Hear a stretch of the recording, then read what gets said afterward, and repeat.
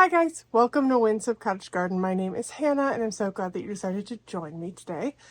Today we are at the cottage garden. It is Memorial Day weekend. You guys are probably going to be seeing this the week after. And we are planting some things today. My mom and I have spent some time the last couple days going to a couple different garden centers in the area and mostly picking up our annuals for the year. Now we've picked these up. In some cases we were a little bit late because, and I'm sure you guys are thinking, wow, really late. We had like a frost warning last night and there's another one tonight. So we've been picking things up and doing the whole bring them out, move them in, bring them out, move them in, because it's just been so cold at night. So I'm glad we picked up what we did, and you'll be seeing another video soon where we kind of get our deck all decked out with our annual pots, which is always one of my favorite things. But in our travels, we also found a number of perennials that we just couldn't say no to. So today I'm going to be getting those perennials in the ground, plus some things that you saw me recently take out of my yard that made their way up here. And probably also getting some dahlia tubers in the ground as well. So a little annual interest mixed in. It's going to be a bit of a hodgepodge, which I like to do at the cottage. But I thought I'd bring you guys along as we kind of drive around and see what's what, as I'm trying to figure out what I can do before these cold temperatures tonight. I don't think it's going to frost, though we do have a frost advisory. I suspect it'll get down to like 42, 43, which is chilly. But frost typically doesn't form until the air's like 36, 37, because down by the ground it's a little cooler. So I'm fairly confident these will be safe. Confident enough to plant them outside. But I'm not confident enough to plant my tomatoes out, which is what I would be doing if we didn't have the frost on the forecast. I've got 3 areas I think I'm mainly going to be planting things. Let me show you my cart of the things we're going to get to. And I'll give you a sneak peek at the annuals too. These seedlings you've seen a lot of, but there's just so much. This tray is actually going to my house, and so is that tray. But lots of fun things that we've picked up. We also picked up one already done because we couldn't resist. And I also picked up something that's going to go to my house. It's looking a little sad, but we're rehydrating. It's actually my birthday today. This is a birthday gift to myself. But here are the things I've loaded up to get in the ground for sure this video. We did pick up 2 iris. Funny story about this one. We bought it. We were completely enamored with it. It's very top heavy, so we have them really wedged in here as I drive them around. And we just loved him so much. We bought him probably an hour and 20 minutes north of here. We went to one of our favorite little garden centers. It's a little farther out. We're in northern Michigan, so a lot of things are spread out. I mean, town's 30 minutes away. But we got home. We were about 10 minutes from home, and I said to my sister who was in the back seat, "What's the name of that yellow iris?" It's called Harvest of Memory, which we actually bought bare root from Shriner Iris last year. It was a good thing I really like it. But it's just so funny to me because it didn't occur to me to even check, because I wasn't expecting the blooms to be so big. Yeah, so we have 2 of these now, but I'm going to pop it in a different area of the garden. So that's this beautiful yellow one, and it's just stunning. And it really is big. I mean, golly, that's my hand. It's hand size. Ignore the dirty nails from the gardening. This one is speeding again, this blue one. Then we did pick up a lupin that I'm really excited about. It's like a red lupin. We grabbed some coreopsis from my house that I had wanted to get rid of. We have a clematis that we're going to put on the serviceberry. We had a hosta we had to pull out of my house. And I also have a tray of dahlias that we stored over the winter that I'm going to put in one of the beds we're going to get in our trusty auger. So now that we're loaded up, let's get to the backyard and get planting.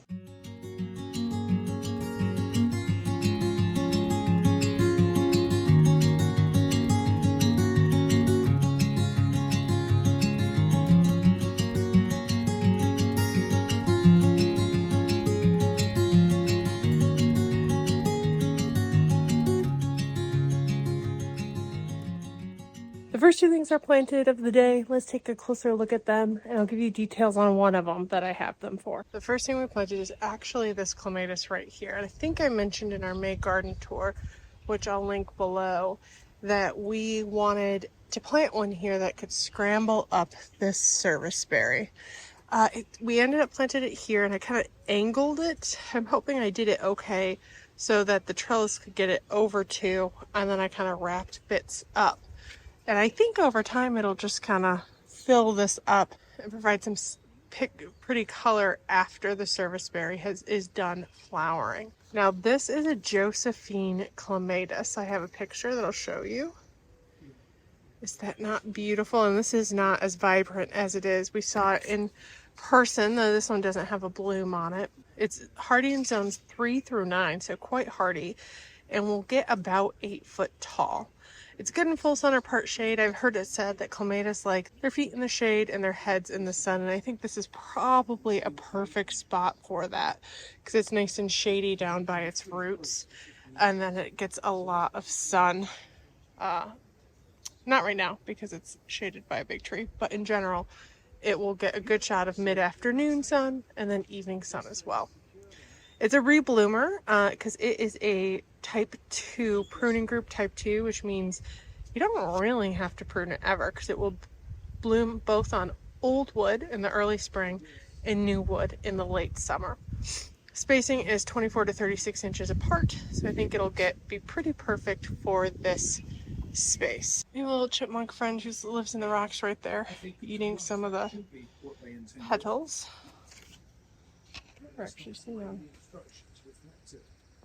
Never actually seen them eat the petals before.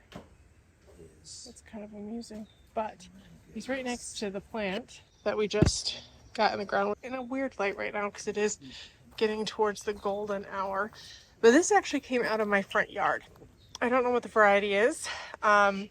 I planted it probably 6 or 7 years ago and kind of had forgotten about it until I was pruning back some hellebores and discovered it in the middle, basically completely engulfed. So I rescued it. I did remember it once I saw it. It's got some really interesting leaves so you might be able to tell it's just coming up, but they're very cupped. This is a great example, and kind of this darker green that I think will play well off of this hosta.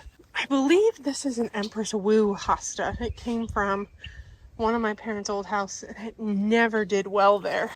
I don't think it really got quite enough water in the setup they had, but it loves its life here. I mean, look at this. These aren't even really full grown yet. I'm kind of struggling to get it in, but loving its life. I think Empress Woo, I was planting this guy and I was like, oh, is this the one that gets like 4 feet across or the one that gets like 5 feet across? I'm hoping it's 4 because as you can see, I put it about 2 feet over. If I have to move it, I'll move it. But I think that'll be really pretty.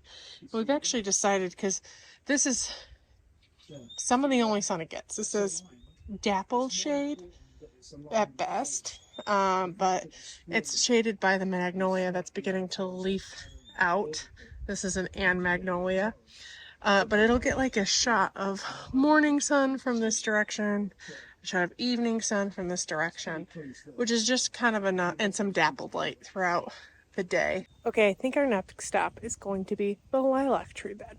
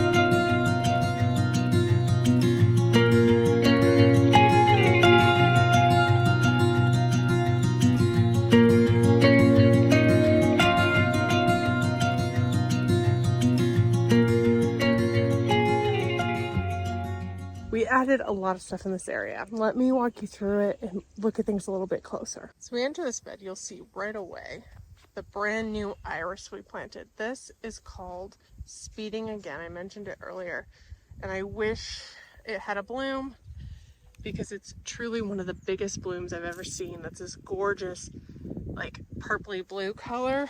Got a picture, but it really doesn't do it justice. It's also huge. This was like 6 inches, the bloom that I saw on another plant there. That was too top heavy for us to take, so we kind of found a different one. But it'll get 38 inches tall and spread out 12 to 18 inches wide. It's hardy in zones 3 through 9 and is a rebloomer. So we thought this would be a really pretty thing to provide a backdrop against the Lucifer's tongue, which we moved early this year in a video that I'll link. We also moved some peonies from here and made space to use this a little bit better. We also planted a lupin right here, which I'll insert a picture we took when I was at Lowe's and found it. That it's called a red rum lupin, and it's true. I don't know if it's red, but it's very, very pretty. And it's one of the darker ones I've seen. My mom's favorite color is red, so we thought that'd be really pretty there. It's hardy in zones 3 up, and it gets quite large. It gets 2 foot wide and 2 to 3 foot tall. I'm hoping it won't be a problem with the wind off the water. We haven't really had problems with lupin spikes before, not like a hollyhock or delphinium, so we thought we'd take the risk.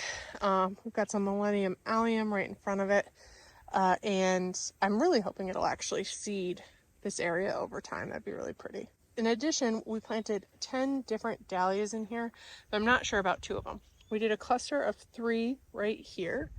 This one is a seed dahlia we did last year. That one is an old rose mix, and this one right here is a Catherine mix. Up here we did another 3. 1, 2, 3. These 2 are mysteries. I think I said in a previous video I did a really bad job of labeling last year. Tried to be better this year. And this one is a seed dahlia that we saved. And the final 4 dahlia are actually right here. 1, 2, 3, 4.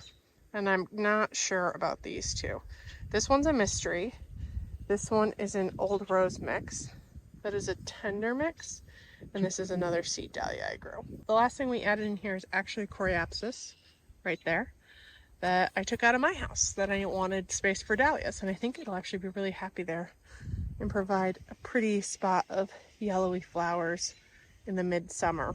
I like planting those particularly under trees because they're shallow rooted.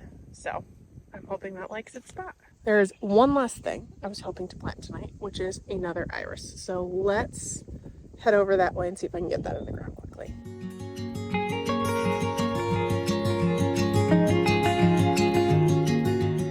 Here is that from a different angle. You can see we're in the Miss Kim lilac bed where we put the Russian sage and hibiscus earlier this year. This is probably part sun, maybe a titch less sun than it would like, but in my experience, we've had iris do really, really well. So we're going to test it out, and if we need to move it, we will. This bloom stock is so top heavy right now that it's a little hard. It was a little hard to plant, but I did. I managed. This is called Harvest of Memory. And as you can, I don't know if you can see, it's got beautiful falls with the beard and a light. It's like a yellow, but with a white in the middle. So it's very light and delicate, though still quite large. It will also get 38 inches tall and is 12 to 18 inches wide and is hardy in zones 3 through 9. It also supposedly has a fragrance. I didn't quite see that. So, don't say anything about reblooming. I was hoping it would. But I placed it here. This is our froggy hydrangea that it might be a titchy close to. This gets 3 to 4 feet tall and wide. So, I mean, that's a little more than 2 feet away. I kind of think they'll learn to commingle well. This is a Miss Kim lilac that I gave quite some spacing to. I actually wanted to move it a little bit further over, but it was hard here, so the hole kept being tugged in the different direction. But I think it's going to provide, once it establishes a little bit more, a beautiful yellowy tone that will hopefully complement the purple of the lilac well. I think it's possible they might bloom around the same time, which is exciting. We also have another Shriner iris up here. I think that's Black Magic. I'd have to go check. my notes. I think that's going to do it for this video. We got quite a number of things in the ground, and I'm really excited in particular about the dahlias going in. They're one of those delayed gratification things that it's always good to get the clock started. And since they are so far underground still, I think there was only one that was poking through. They'll be fine from the cold weather tonight. And I'm even more excited to get the rest of the ones planted. My mom, I think, has 4 or 5 from Swan Island dahlia, and at least 2 or 3 more she bought from another place that are more dinner plate sizes. Those, I don't think there's a dinner plate amongst them. But we have a couple different areas. We'll put some larger ones, which is exciting. You'll want to check back so you can follow their journey, as well as all the things we planted today. It was quite a number of things we managed to accumulate in our travels. And I have a couple more still to come. So make sure you check back. If you like this video, please be sure to subscribe so you can watch this garden's journey as well as our city garden. This is where my parents live. It's our family cottage, so I always call it the cottage. And it's a garden that my dad kind of did from scratch, and I've been adding to the last several years. But we also do our city garden as well, my house a little further south of here, which has a lot going on right now. So you won't want to miss all of that. If you like this, please make sure to hit that thumbs up button, and I can't wait to see you in the next video. Bye-bye.